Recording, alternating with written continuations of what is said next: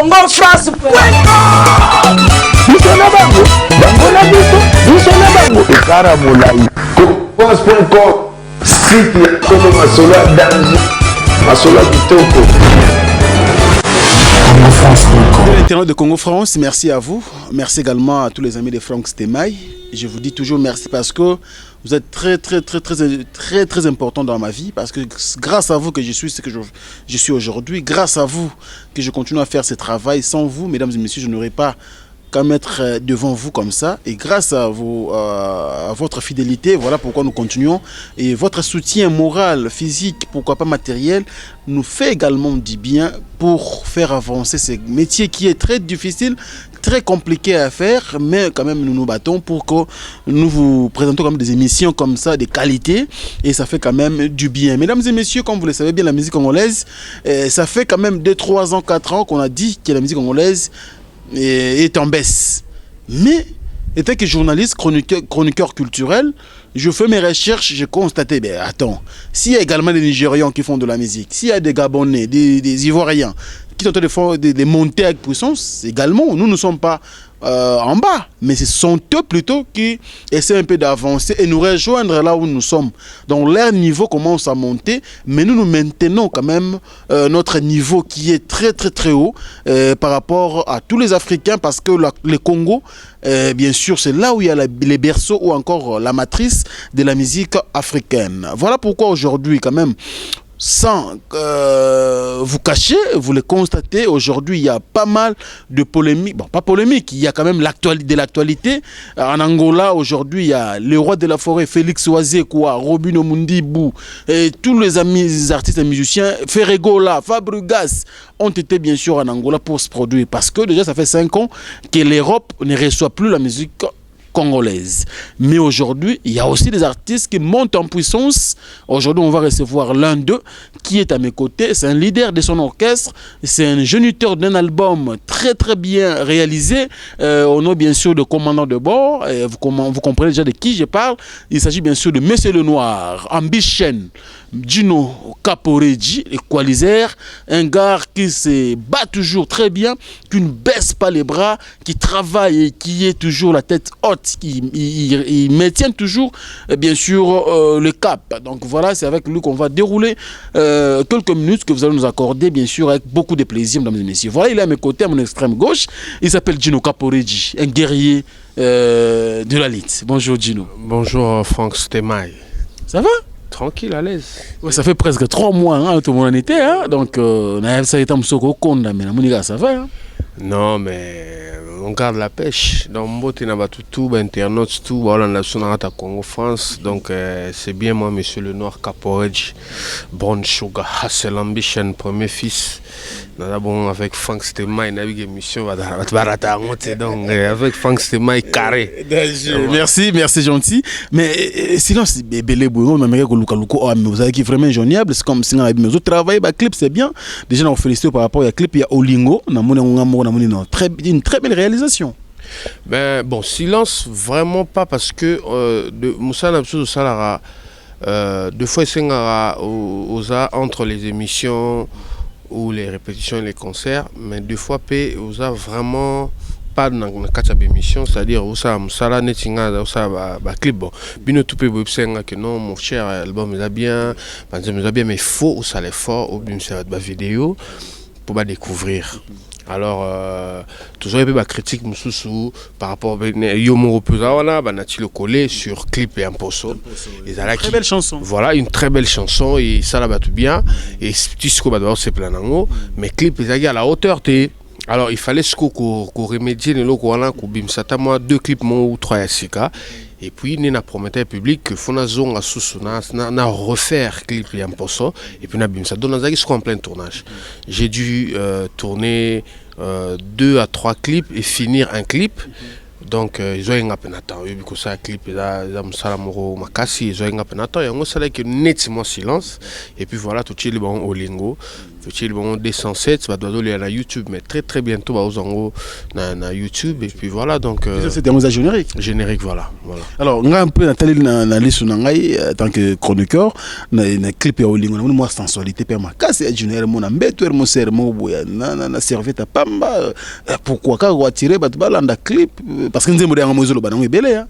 Mais écoute bon c'est normal parce que faut tout vendre. Nzembo a bien, mais clips soki ils ont faire parler, ils ont pu savoir tout. Tiens moi sensualité les cas. Mais l'équité c'est normal, mutalongo bilamba zate, surtout tout ça habillé. Ça qui peut torser quand même. Mais mbati ya lagi, va faire rendre ko tambati. Azanga malo batejo. Va faire ko tambati. Donc bref, non mais toi artiste, il faut faire rêver. Moni mutu tanga banda clip no la première seconde, tia comme la seconde na suka. Il faut à côté na kati etiki neti moi qui dit ba tita nzembo aussi la sutuki ya on a clip pendant tout ça no mande ba américain ba sala ça dire playback avec ba scénario playback scénario c'est neti moi film les lo olingo et ça va tout bien on ba demande for YouTube quand donc toujours bunana nazo tindango par 8 transferts, le ciel a un email de Tina va donner. Bon, lobby fallait qu'il me compliqué moqué dans les lots toujours bunanango. Voilà, donc les lots toujours bunanango et Inch'Allah ok nango les lots. Alors, Djino Kaporeji déjà, ça fait combien de temps? Toujours moins belé depuis le mois de septembre. Depuis quoi? Depuis l'album oui, septembre. Fin juin. Fin juin début juillet. Ouais, je me souviens encore. Qui comportement est-ce que c'est vrai? Vente pénis salami comme il se doit? Ouais, vente et salami et puis ça mis pas comme il se doit parce que tu as un problème à rupture à stock. Donc ça dit stock ils ont aussi là et net il a une chose na rupture toujours est là bah tu n'as pas côté Paris bah qu'on continue sur la CD. On a qui les a bon écoute c'est la moi un petit nombre mais Lubumbashi bazosenga Angola bazoendambo isili Congo za munene Équateur bazosenga donc il faut batiner sur l'homme en fait album qui n'ont bien et qui n'ont vraiment bien parce que banzembo il y a bien tu peux voir c'est pénal parce que na yuki mutu mota ah oui mbinzembo mape tout ba c'est pénal banzembo ils arrêtent au bout dans la promo et puis voilà mais c'est le noir mais tant l'album bimaraboye ça fait du bien aussi que non aucun rayon mon côté soit du genre playback net na ba Europe wana mais bon attends l'Europe te manque ou quoi? Non l'Europe me manque pas nazoya ah bon nazoya poto non l'Europe ne me manque pas Château Rouge va réclamer mais Djino va playback tout à fait mon ya on a vu journaux qui t'a mis qui les alengombi journaux comme pana bungusu no kitala mboka nini tono ya na kuta pana mwana ba zo na gare du Nord pour ngana ro qui kitana Roissy Charles de Gaulle fona kitana mboka mobu na annoncer commandant sur le sol européen. Donc comme à Paris tel jour, donc comme à Bruxelles tel jour, donc comme Hollande tel jour. Vous comprenez? Donc bana poto boza calme. Na dans ça là, tout ça ba contracter ba visa, je manque pas des petits moyens pour m'acheter un billet pour non poto, tu comprends? Mais tout ça ba contracter ba visa. Grâce ya batu pe obalinga biso batali garçon guerrier à combattant ba o meko songa biso d'une manière ou d'une autre mais Djino tant qu'un artiste déjà crédible de mon pays il faut acheter déjà et tout mais pourquoi le monde a visa na yo ils ont toujours pas problème est-ce qu'il y a des gens qui sont derrière ça? Oui bien sûr que oui bah tu te confirmes ça? Mais oui mais normalement on va reprendre la visa té vraiment là donc il y a des gens derrière bah puis que non le gars il y a quoi ma moto bundi c'est bon soka kemikili c'est fini du tout là donc azela non mon qui et où me la pour la odina wana kutu donc na odina il me rate trop sûr que OK les quoi boss pas continuer copie mais refire ba continuer copie mais la to lu comme to beti ba système ti oyo kanga vous comprenez donc na odina nga ba ebi que so na die nga ba baby ba baby pono ka za ka swag esprit azana masolo so so ke high-tech comme plus on a changé en combo high-tech faut changer niveau matini niveau je suis sincère il s'appelle Djino Kaporeji c'est comme ça c'est l'ambiance de cette émission nous continuons avec lui Djino Kaporeji te vendre câble 13 viens à Yoko Felomide pour mettre sur la surprise et tu le 13 moi personnellement j'étais là lors de la sortie officielle de l'album 13e apôtre mon émission ça là merci Donc voilà, tout ça qui wana mais Yomoro na oreille musicale artistique étant que un artiste doué déjà de notre musique, au qui est très important d'elle. Bon, le roi va couper l'homme idée en tout cas et vous à la couture. Et que ça la paix ma bé son la bande lukana ba nous raisonner que très important à la bien ou ma bé donc ça Vraiment, oui tout à fait mais à une expérience makasi ata bon il est à 100% à raté mais vieux donc rien à dire déjà na mato ya batou ça va. Oui mais yo mo zuta yo kango. Non, j'ai tenté. Non, j'ai tenté. Nous occupé dans ma clip. Tout comme responsable. Pour le rejoindre. Parce que tant que qui a tant ça là, dans studio, ah, ngai vient na rambo, bani vient na fula kabatu. Ignoré mais trop comme to ngana so qui da CD. Na kamu ke no jinu tile là, zo depuis yemo kasala ki batu ba autographe na ba CD, atina ba leader tout comment jinu zo. Non, tindi na batu ba on sa ngoma donc communicateur. Et chez tu ya commission ngate. So pena commission ngomo na ngana kutsina pale na. Tindi lo CD. Tu fait tindi ngate. Mais ça on gravité on a vu nanga. On a vu nanga ya pas tilelo hein. Tilelo atindi nga CDT mais la vu nanga na zo nanga ngosanya tindi nanga. Bah massa nanga ba lango ba yo discavier ba pote nanga donc na ko yo nanga y a pas de souci mais est-ce que 40 chansons reste album moko c'est une première en tout cas la musique nabiso Gino peut aussi rêver un jour à la mo qui bonne ça disque montant il y a 30 chansons bon peut-être na ba disque Asuka peut-être c'est fait selon l'album Asuka. Ah bon? Bah oui, mais quand même c'est beaucoup, faut le faire. Mais bon, mais on a peut-être un album à Souka, mais pour le moment non. C'est une bonne idée? Bon, si il y a salé en bien, pourquoi pas ton hymne à Souka? C'est là que moi surprise, moi futur, dans ce moment voix à Gino, puis moi bah na la boka surprise, vie peut qu'on surprise, petit dans Gino, petit on a un bradage. Non mais tout le monde peut rien, vie ça peut aussi vous c'est 18. Donc il y a un bon thé. On a tout une question. On a pire beaucoup il y a un bon thé. Vers aux appels, on a peut organiser featuring thé. Puis on a bien 5 guettes. Il peut 5 guettes. Tout cela a vite fait. Ah petit dans les jours où tu es studio, on a vite fait les cas. Non vraiment on a habité il fallait peine ta badine mais bon voilà. Ah ben il y a Koufeli dans bon voilà. Attends l'album là on a Robin a PV à Mbinaye quoi. Pour eux ils Asuka.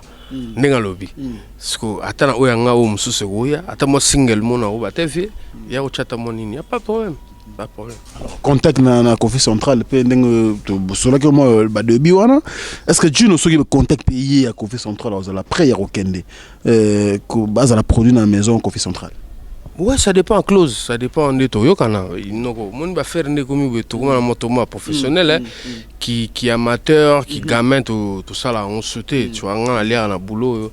Ce va closer bien et que on s'est retrouvé et que y est pas on s'est retrouvé parce que c'est pas seulement que on a s'est retrouvé, si on a les solo mon Kofi Central, bah on peut faut pas se retrouver donc ce qui va pas ils bien.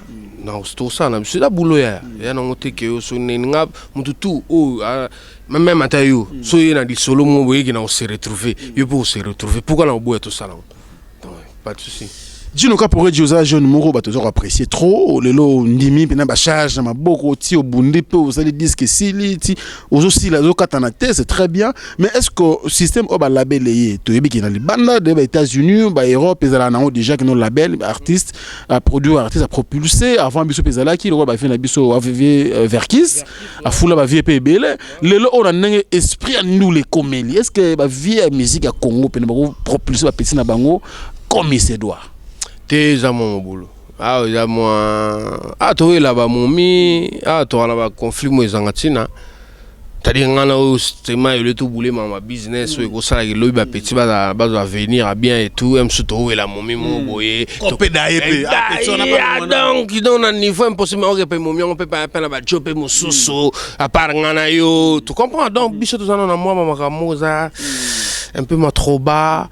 Et puis tout ça moi bah jaloux trop na besoin bateau c'est-à-dire en sous neti yo zui ngala mona ane asimagwa ou bien akoma PD ou bien no go na bomona te moi genre c'est-à-dire pour na biso normalement boy mutako bongate vous comprenez tant que nzamba ko sala te na nzamba ko sala te na via mutako ma bien donc na zo comprendre ngote tant que makamone uzala nanu bongo c'est-à-dire complexe, ils ont ma casse entre nous, ils ont la supériorité, ils ont l'infériorité.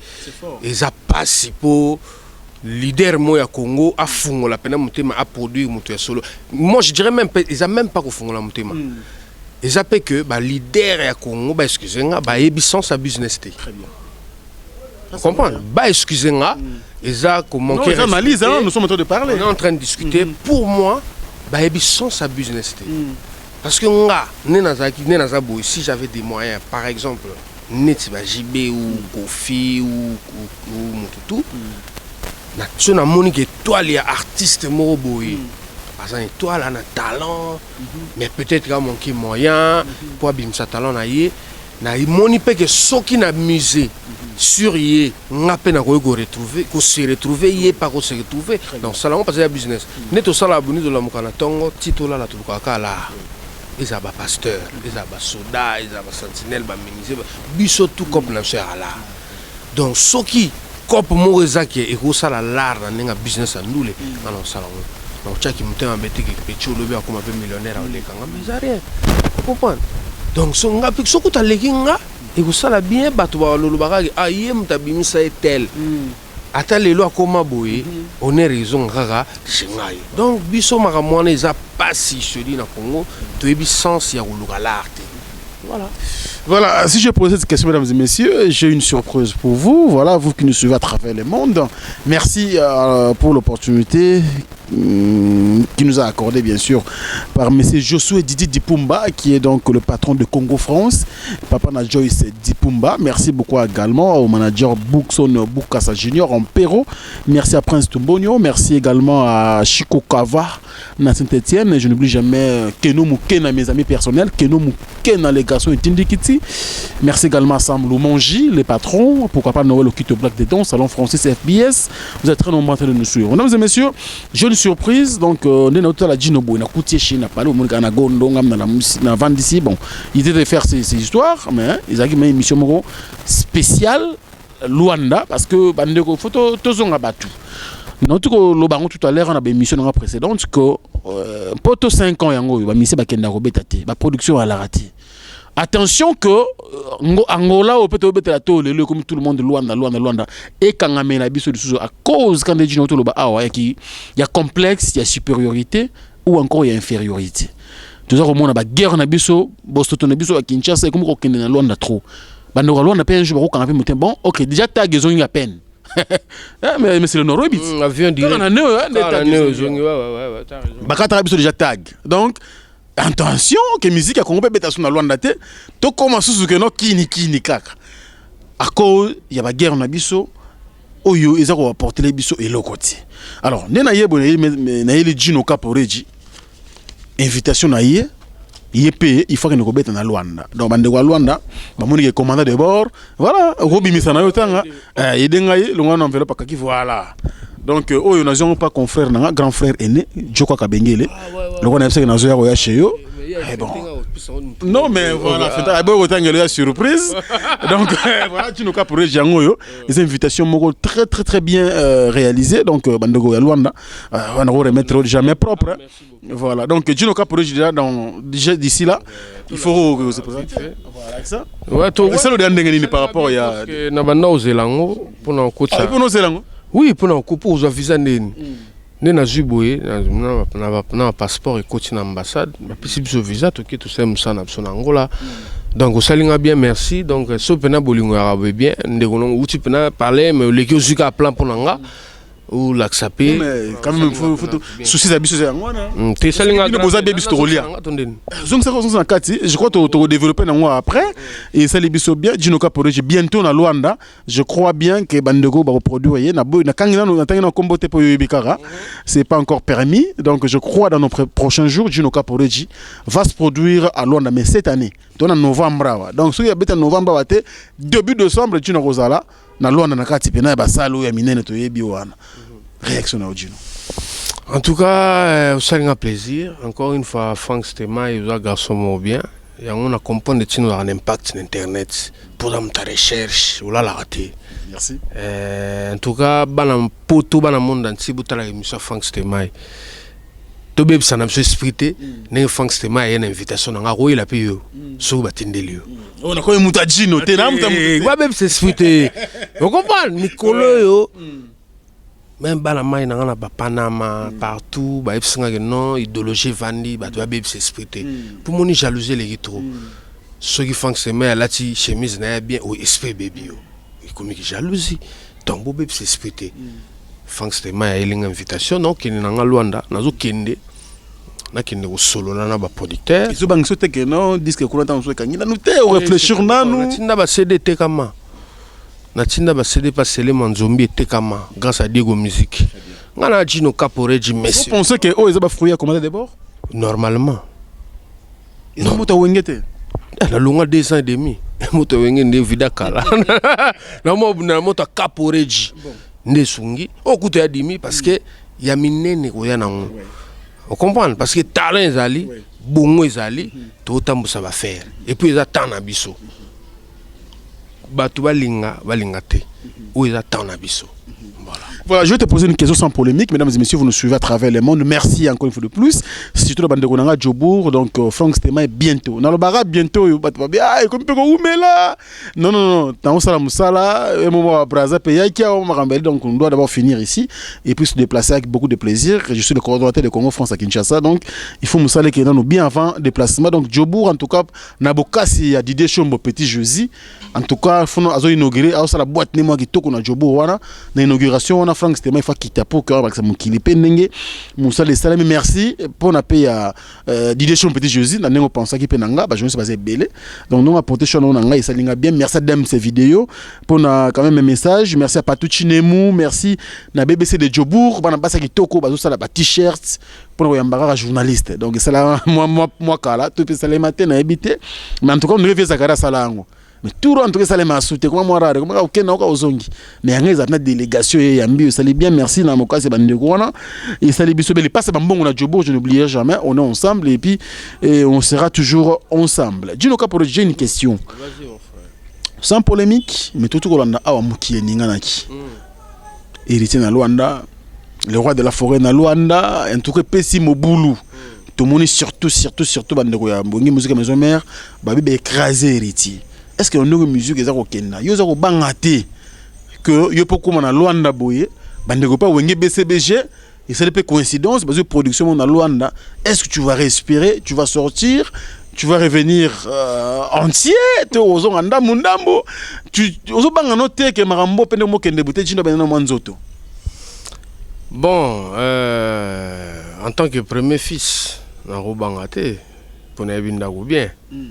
Donc ce qui sali que ekutokutani bongo to beta musique parce que on la liberté na longola pourquoi boloué sale au sali pub oui longola ka libaya nengona non to beta na biso era beta non parce que force quand même père ata beti capital mo mangolé ou yana ngote père ata beti na ye mo bando tiki père capital ngola mo mbe yata batum sube bola na bona pale nga sona profiter na bato bola na pale ba yo kata musique lelo ça l'ampiaka super hein moi bato mike ba otika ba okomata musu bongo ba ata moi 100 péter oui bato batika na palo ndi baleka ebele hein ki bato ba ya oh ya solo ah oui baleka ebele fort mais ce que nous sango pe héritier Gucci na le roi de la forêt pesimbo mboa boy héritier la biko na ezani fourmi à côté ko inazolo donc voilà oyoki sango et ça le ndenge c'est sans polémique moi je suis que journaliste je fais mon travail. Bon, ça bien, ça bien. Ça bien. Oui, ça bien. Mais bien, je n'ai besoin de si quand on va vivre dans l'ingabinoté. Ça bien, ça fait ça la vie va zonga pe kan attend. Moto sande. Gino. Va vivre zonga attend. Oh, mais tout ça ndeni. Eh bien. Et ça bien, et ça lui vient comment dirais-je? Azu buzz na quoi na ye. Mon ama il pas du buzz na quoi na ye, c'est partagé. Yo quand c'est ça bien intervention na ngati ke za ra nengwana. Avi pa bipe a profiter na ngona nenga mabete. Mon ama il pa bipe a profiter na monta vie. Ah voilà, donc ils a c'est partagé. C'est donc ils a faire rien ndoulé. Oui mais ndoulé comme kende bo c'est vrai. Pas le nombre d'années. Donc ils a ndoulé au tché. Oh yo kalikolo pas ça qui mise lokolo. Ce pour que likolo pas c'était continuer. Comme qu'il a pas besoin kende na noté. Parce que bloqué yo donc ça mutu pas ba concept Petit jeu. mais ça t'a pris beaucoup de temps. Le temps c'est pas un problème hein. Le temps là je faisais autre chose. Dans le temps c'est pas un problème. C'est un petit jeu. Nga okutana nanga presque tous les jours. Non mon nanga te d'humeur à monter là parce que OK pototé. On comprend. J'ai pas d'humeur na bateau là donc nga na otala que bon tu as calcoto dans le solution à gauche à droite. On comprend. Là c'est aussi mais aussi des de toute façon OK nanga. Mais journée na OK ngombi. Ou maintenant va salaté voilà. Ba on a tout le monde a poto nga mon a caporechi na okita. Tous les monde a poto. Moi c'est comme moi. C'est moi la foule. Comment nous avons été la foule là. Bon, est-ce que Mikolo Luanda na biso Luanda Mikolo deux fois te chori chez ça la musala ngukuna. Deux fois te li yango to li ba chori show. Tout ça ba na Luanda. Bon nga la bonne musique hein, ça ba na Luanda. La bonne musique arrive. Gino Caporeji. Rokenende yo moko. To ba musique non, qui na groupe. Groupe musique ba na passeport to okena ba onde. C'est non qui n'est pas un groupe. Non qui na groupe. Bon bah passeport besoin à moi temps. Les temps ba tout ça là. Monsieur on va pas na raison ko. Ba musique ba na passeport. Ba na ba carte d'électeur kaka. Ba na bato ba uti bandaku. Donc ba uza passeport wapi. Non ndamu tout ça là. Mouvement ça les musiciens. Il a un des musiciens, passeport ne c'est bimi. Pesanga non. Obi ke blo mususu na bato lo baka atika lo faire non te. Muna ben na passeport o musicien Gino. Donc et bimi so batali pe na ba bande bani ba mona e. Et wana passeport na bimi. Vous organisation na orchestre. Oui, ça maman mouvement monte na sac nango vraiment. Oh, Pézaya. Oh, père musicien. Oh, tu fais la photo passeport à Michel Moussoufa Kende. Aïe, oui, tu as un film. Photo passeport, ouais, c'est lui. Passeport, na ba carte na et si tu fous ta mbongo mamutu et ce que les gars Kende va saler capture. Je crois que Moni c'est un musicien de Gino Caporeji. Guitariste, petit accompagnateur, le Tumba. Moussou yo, au pays musicien, passeport. Mouna Benda, Bentrabiso. Donc voilà, il est comme Nani qui n'en fout. Nicolas Zonto. Donc, nazo kena bango, ba petit va zapper moi ngenge, va zapper moi nota, ba ningzala kaka.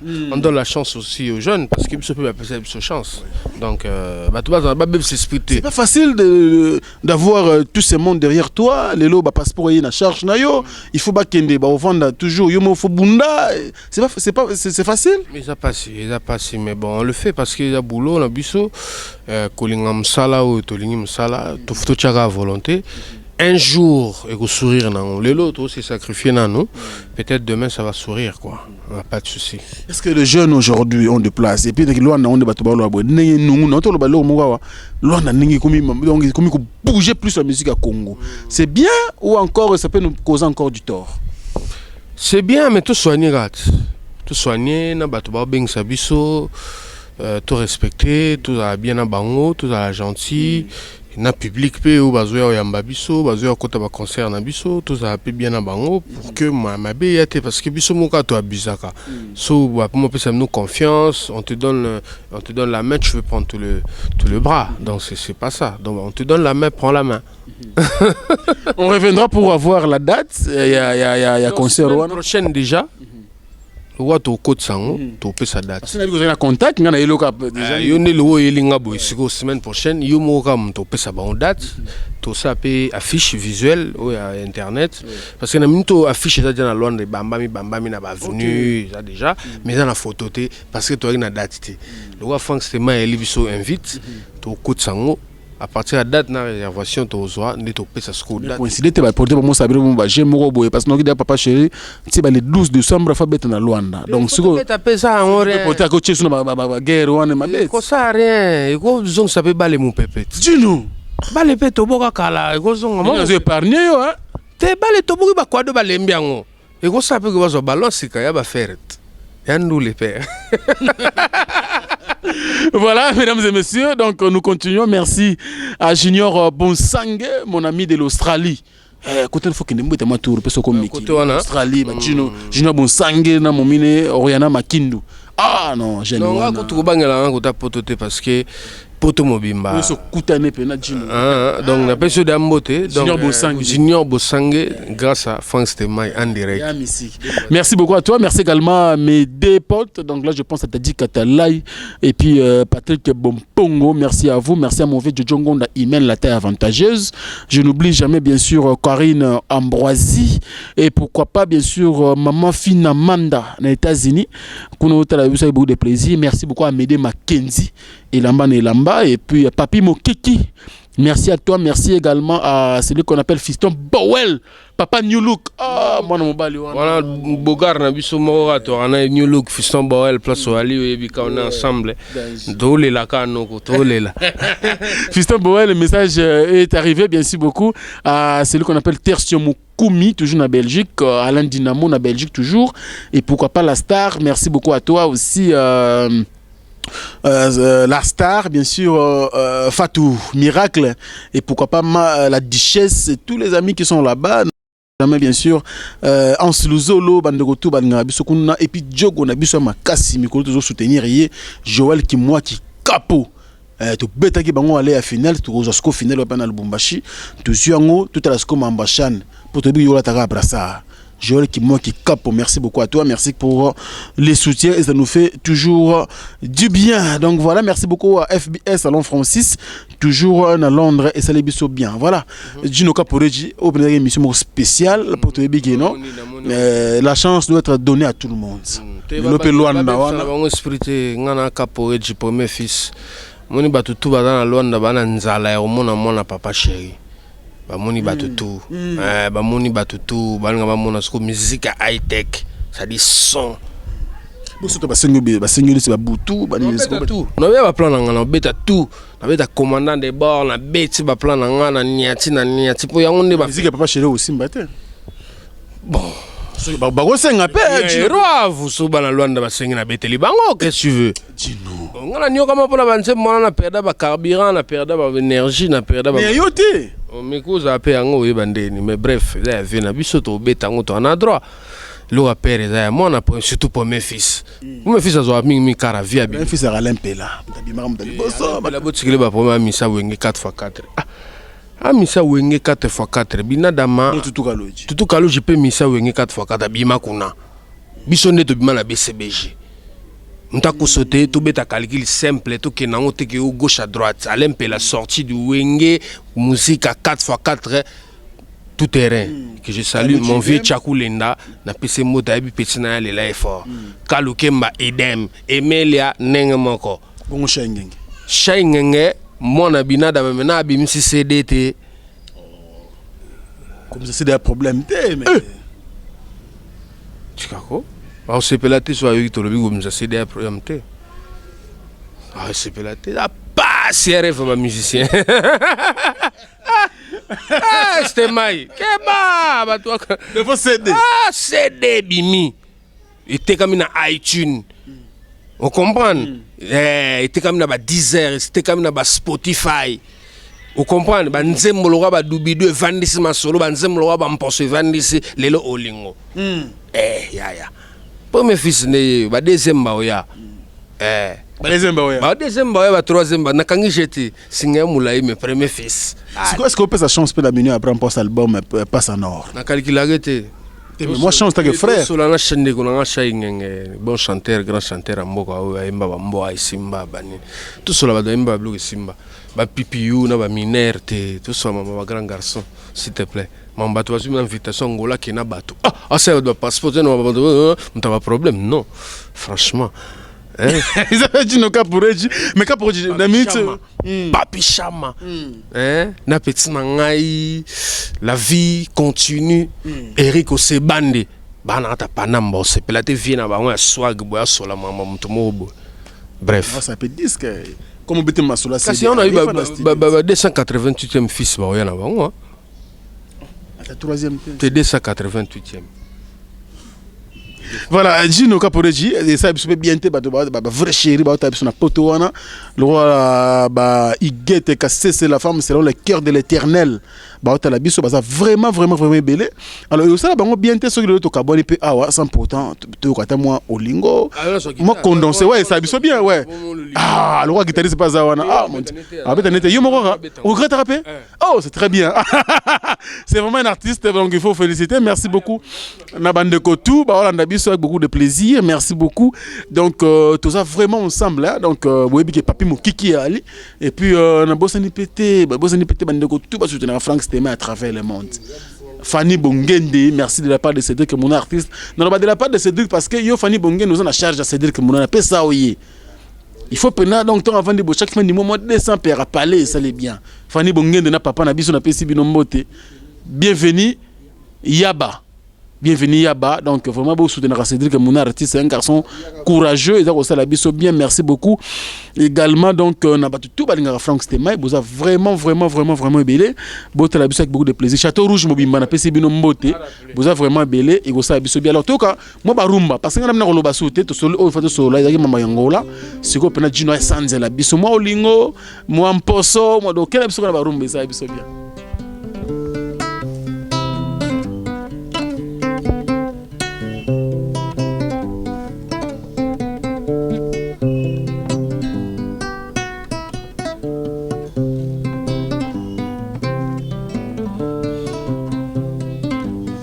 Soki na baki mokologo kene na linga ingozwa lettre bena bomba otikala olingo bomba ndabwakisa yo za enkompe ozongelanga buso na yesila kite bije mubengai bolingo soki na baki mokologo kene na linga ingozwa lettre bena bomba otikala olingo bomba ndabwakisa yo za enkompe ozongelanga buso na yesila kite dide ngando tabananga na tike nakute mokolo na kozonga juji mwenze sheri nanga katizinga kuramboka mobimbe katani kimongongo na moni ote bibi bitufe na kati ya kare na kati nzadi vote na ngate balo ezalaki godenda sheri tikana no bipale yaka ngana sina lovayo c'est na top modèle alela yo Didier Malé qui terminata Jojo Raza kakayo ah d'où vraiment la évité côté wana côté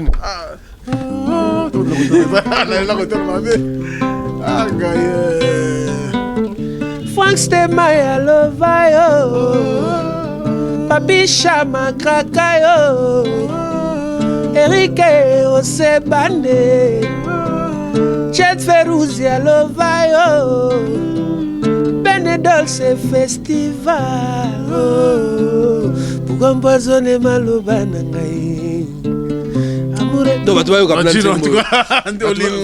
félicitations quoi félicitations omoni leo na Congo soki moto loka kofelo midabi misa album tala bien mona ba jeune tout ba bango bimsa rumba vous comprenez mais siko kapore jana ba olingwa na ba mposo bana ba biloko parce que na yebi rumba yango ba bien nga commandant de la rumba mais sinon ba zo moka zo mon poso ouais ça l'est bien tu dois te pe Luanda pe oh pas photo passeport mais avec arrêt bana Luanda batala e bulengulu ngula Luanda poso est-ce qu'on poso venir ça la bien quoi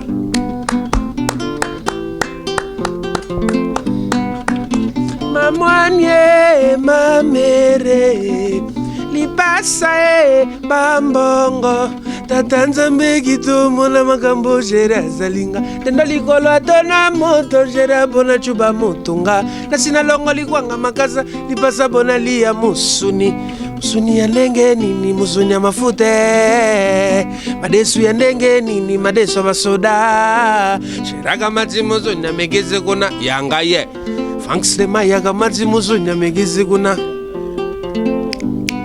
netabise mayanga ndakwena sina yeba biloko lingaka salo ya nakwanga biloko aposo esi ebela nasina kati matungulu yango mokwe kobota mafuta mwandungu ya mobesu bongo sheri oloba pilipili ezoswa ngayo Cardozo Fashion. Atetangu ba longola poso ebotambuma poso utane na linioko longola poso epese energie shirinanga lela biloko mposo sutangul poso mposo papomba balela ye mposo mposo mposo mposo. Non mais ça fait du bien. Simba album Simba ya omoni na lingo sola suma sola ba minerte. Lelo na bimsaki dubidu dubidu sali va faire na on a bimsi mposo. Na biso yemba yemba pe na ba tango. To yemba na biso. Moi dubidu pe ça biso bien. Disco pe ensemble blague félicitations hein. Ah merci. So thanks to my andimi bo Papi Blaise mon quoi. Ça commençait par bonjour, ça progressait au bisougueï Mamadou, et puis l'amour vous entoure, sous la lumière d'abat-jour, sous la couverture lourde, vous faites tout bidou gay, et là vous devenez des sous, même le bruit du tambour ne rompra qu'à vos coups. Hey!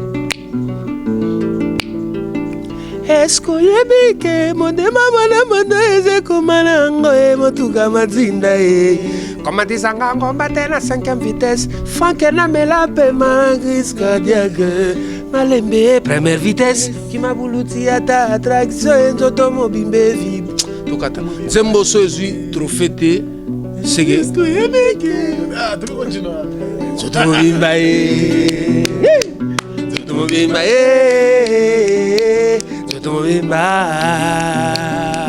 Zotomobimba, boum. Ah, t'es tokata. Non mais non sérieux hein? Sérieux, c'est un album que j'écoute chaque fois à la maison. Chaque fois on a parlé dans un canal ça me fait du bien. Il y a un moni Franck Stemai banangola la calme na bonne musique zoya. Déjà quand la soirée je te dis à 3 Zimbabwe, ba to ba dakao. Petit nanga ba animateur ba sakani ba to bimba sepeli petit D107 na biso toi son générique na biso moto bimso après OK vers ba fin décembre cours du soir on a biti na tempo à Brazzaville non remercier président Roga non remercier soliste na sonore digital mtabetela nga suka na sakuba on ezalate na nenga kini mtali boso risque beta générique abongezanga. Donc, bana kini, bana poto, vous pouvez en confiance, vous soutenir. Moussala tout ça, les cinq abso moyens, et cinq abso beaucoup de soutien. Merci na papi Blaise Moukwa, merci na Mac Dedi Malambo, Master na ngatindele nga photo, ada ina mboka nini na Colombie, ayoka Olingo. Atindele nga video, na ba route pena Colombie, na Colombia. Massa na longo Los Angeles, massa na la kinda ba vacances ba côté moment compliqué. Mac Dedi Malambo. Mais toura iso na Colombie. Do atindele nga pena video, ayoka Olingo na Colombie, na ba Colombien. Et ça linga bien. Donc on a passé mbote Mac Dedi, mon ami de l'école, on a passé mbote na vieux boula, on a aimé la Caprice Zemi, kalate wo clip na ngo swaga au saranate. Napesi mote na Eric Ngoma Fulvejo, napesi mote na Gary Wele GI, napesi mote na Venanga Didier Bango de Los Angeles, napesi mote na Foshino Mokonzi, on a na base à States. Bato na otanga base na Amérique, ba Foshino Mokonzi, ba Didi Kibanda, ba te belé ba bombastique na LA, ba Junior Tunga, ba oncle Blaise Nseliema, donc ba bombastique na LA. Donc on a passé par Tombote, surtout côté Dubaï, tout le monde va Trimen Mimpia, l'homme fort de Dubaï, tout le monde va Adamo Kumbotsene, tout le monde va président Kadima, on a tout staff à Simbibuson à Dubaï. Tout ça n'était pas mon transporteur ou à Cherikisa, il a passé Mbote à côté de Kampala na Minitsoyo, donc na Panama na zomo na ba Maoka Basele FPRSO, na mona ba Ben Dolce Festival, na mona Rostar d'Arti petit avec na Matuza, Rostar yoyebi to zeloga na décembre par rapport, to éviter surtout aux côté ni surtout aux côté ni mais to zeloga ka na décembre na Panama na moni su nani ba to belé donc na Belgique na moni ba Cardozo na moni ba Gino Ilunga Fantasme mobali ba Fisson Borel mobali mbinga Donc namoni ba Jet Ferouzi mon ami auta kozala zonga dimanche donc mbote place ozali Jet Ferouzi namoni Papa Tibilele Nganche namoni batutu na pesi no mbote Kaporeji yo tozo bunda tozo kenda na malembe to koma. Alors, je ne te remets Souka, tu as un dernier message. Penza pour clôturer l'émission. Mais j'ai un message à Souka Zali que Batouba c'est la clip na soit sur YouTube parce que mon poto partout moyen le seul moyen au barota là tous les jours dans YouTube. Né quand on top ça au fait na tina on déjà lobby na boîte à obo. Moi ba perturbation les loso après ka on a zo kende na radio Kapi parce que bon kuna ba na internet est bien. Tout tinda yango au cas où simbité bon tu peux t'engager DHL vite fait tac et commis donc d'ici peu au lingo na YouTube 207 na YouTube Abedele Boudoum Souka na clip mortel na sur dégâts matériels na bana on a Dubaï na to finalisant tout ça on a serment à Congo tout ça a ser à jouer barol mo na sur dégâts. Donc, basé la Bédele Boudoum et puis clip à Oasis, on a ça dans désert, basé la Ngopé. Donc, Kalatip na 4 clips dans YouTube et qui n'a sorti décembre. Donc, merci na Frank Stemai. PC Hervé, dans Switzerland, dans Zurich, place aux alliés Hervé Yomo Yebi Kasiko battre la faire pour Yonde Masolo Hervé Oyebi. Voilà. Merci beaucoup. Mon guitariste, c'est mon beau merci beaucoup les grands journalistes. La première fois que j'ai eu l'occasion de micro, j'ai eu ambition, mais c'est le noir, ça va petit nez, c'est comme baptisé dans le combo. Lutumba. Ah, Lutumba. Papa Lutumba, donc c'est mon niveau. Je pense que je n'ai pas mbete trop en Angola, Baï Kingolo, moi c'est Nango Juja Sentir Noir. Donc bientôt Tozoya, Bosimba, donc Bosimba. Choisis l'offre, la sanité, Bambote Belé, Kedirs, Dorcas, petit frère, petite sœur, plutôt Tozoya Wanakan. Alors, merci beaucoup Gino de nous recevoir chez toi. Donc, on est à la fin. Bonne continuité. Nous avons un Frank Stemai, garçon très bien. Il y a ça pour nous soutenir. Biso peut tout ça pour nous soutenir. Voilà, mesdames et messieurs, ça allait finir déjà. Donc, nous recevions pour vous l'artiste M. Gino Kaporeji, déjà qui se prépare pour se produire en Angola. Et tous les amis de l'Angola, musique congolaise est un fanatisme. Comme on a Mututu, donc ça veut dire que vous avez Nzembo. Donc vous allez bien danser, bien festoyer bien sûr avec l'artiste Gino Kaporeji, bien sûr les fêtes bien sûr de fin d'année, ça vous fera dit bien. Merci donc à tous et à tout honneur. Julia Paola, ok, na Zurich, ouais, tu vois dans WhatsApp tout le canal donc dégâts matériels. Julia Paola dans Tonga, l'attaque libella Tonga capé donc il y a le barrage ça la bien donc moi ça va être tenir bien. Julia Paola, merci à toi. Donc vraiment nous sommes à la fin. Merci à Didi Dipumba Josué, mon boss, papa na Joy c'est Dipumba, une très mignonne fille. Moi mon boss donc merci à vous. En tout cas tout le monde qui me soutient à travers le monde, vous me soutenez et ça me fait du bien. Voilà, donc je vous dis toujours merci. Merci également à Mounas Cédric, artiste qui était donc à la prise de vie et à la réalisation de cette émission. Moi, je vous retrouve très prochainement, mesdames et messieurs, dans un autre numéro. Et surtout que je dis, portez-vous bien, prenez bien soin de vous, car chaque jour est une vie. Et je vous laisse entre les bonnes mains, bien sûr, de Gino Kaporeji. Assan Zelabiso, pour tout le monde, Olingo.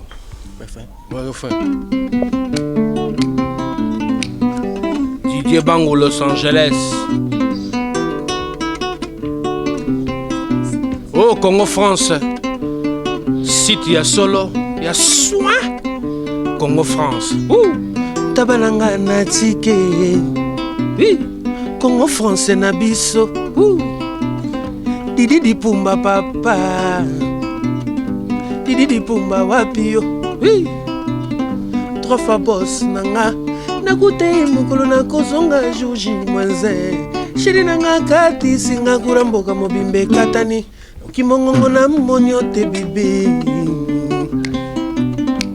bitufe na katia kare na kati nzadi vote na ngate baleza la ki kodenda sheritika na lobi pale yaka ngana sina lovayo zela ba top model alela yo Franke mamba lovayo maiswaga krakayo Mubiala mahimbi alela yo Pourquoi m'boisonner maloba nangaye Franke Stemai maloba Congo français Didi Dipumba Congo français yeah. bato bayalela Congo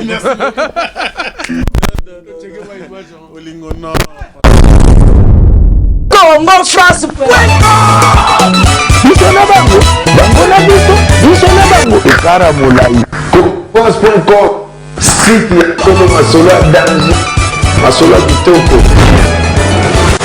Congo France.com